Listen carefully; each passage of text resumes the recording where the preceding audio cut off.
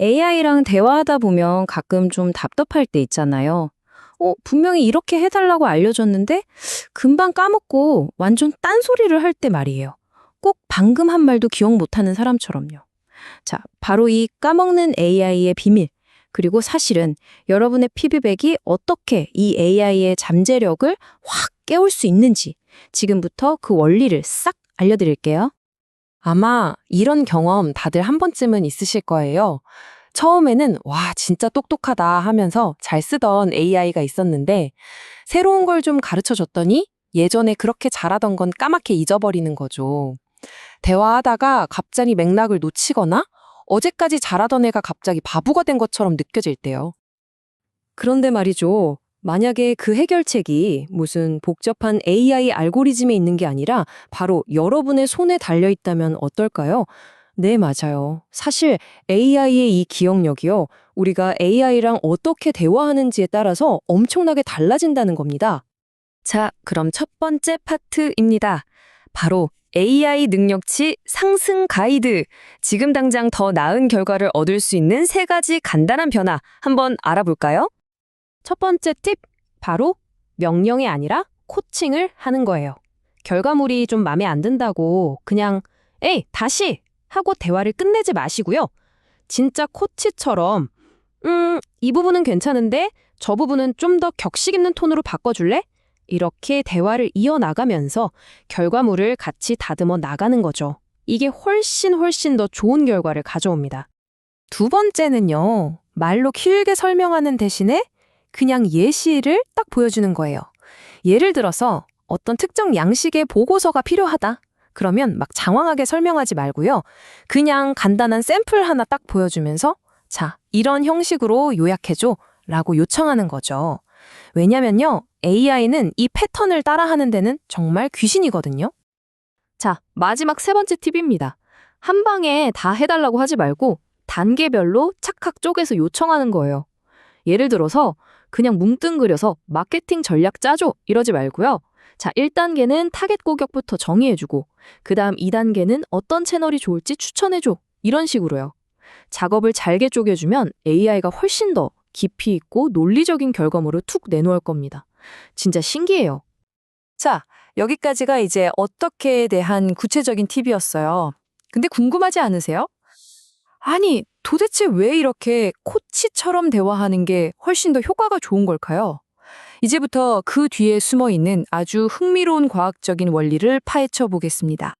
두 번째 파트, 바로 AI의 망각 문제입니다. 도대체 왜 새로운 걸 배우면 기존에 잘하던 걸 홀라당 까먹어버리는 걸까요? 전문가들은 이 현상을 좀 무서운 이름으로 불러요.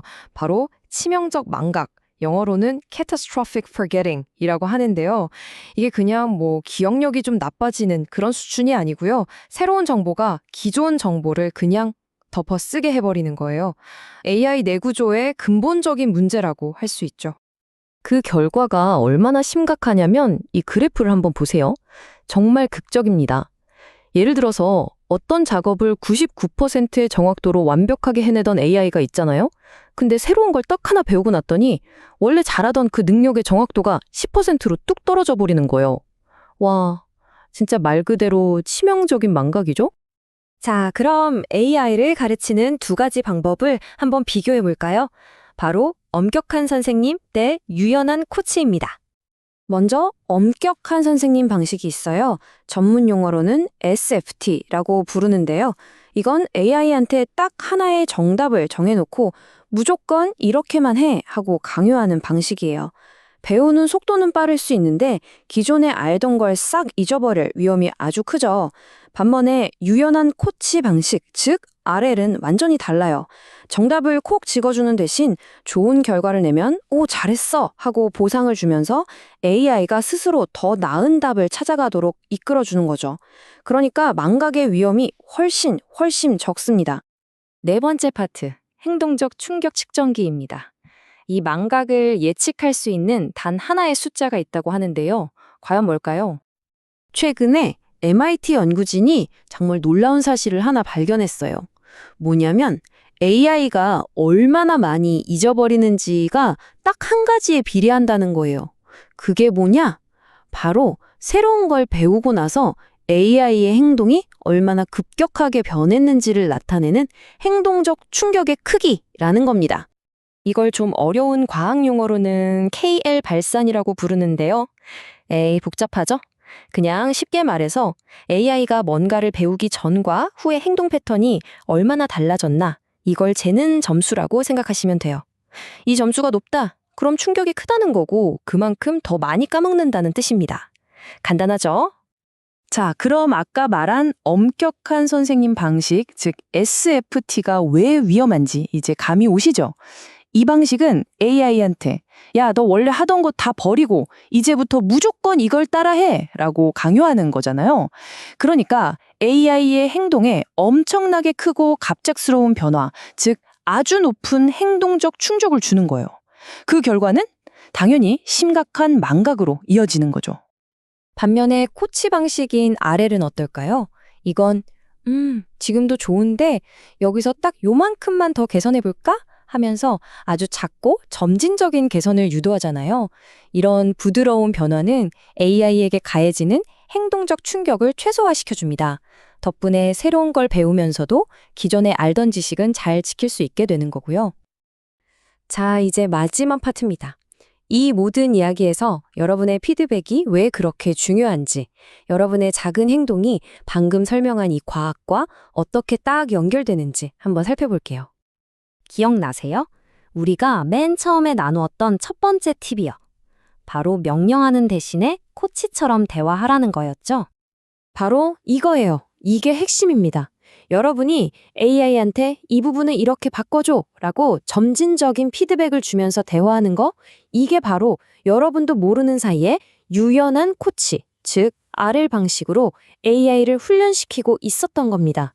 여러분의 피드백 한마디 한마디가 AI가 받는 행동적 충격을 확 낮춰주는 거예요.